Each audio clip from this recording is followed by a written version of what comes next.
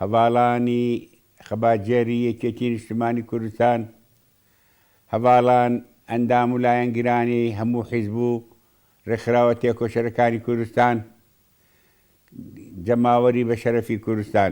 تۆڕی میدیای BBC لە راپۆرتێکی شیکاریدا سەبارەت بە کەسایەتی سەرۆک مامجەلال ئاماژی بۆ کردووە.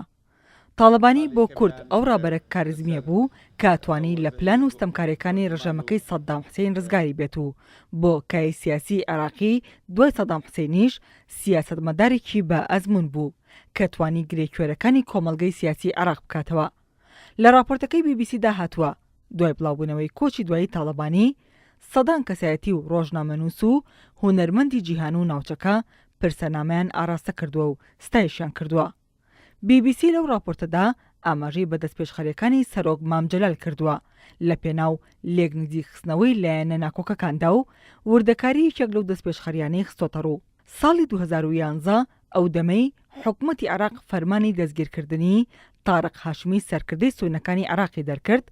هاشمی پەنای بردەبەر هەرێمی کوردستان و بوو بە میوانی تاڵەبانی. یاریدەدەرێکی هاشمی دەیگەڕێتەوە.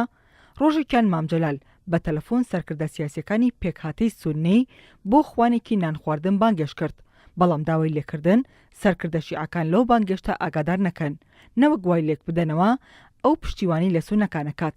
بەڵام کاتێک سەرکردە سونەکان گەشتنەجێ بینیان سەرکردەکانی شیعەش لەوێن.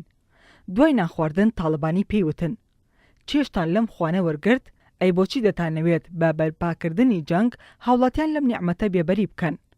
بڕۆن و بە گفتوگۆ کێشەکانتان چارەسەر بکەن.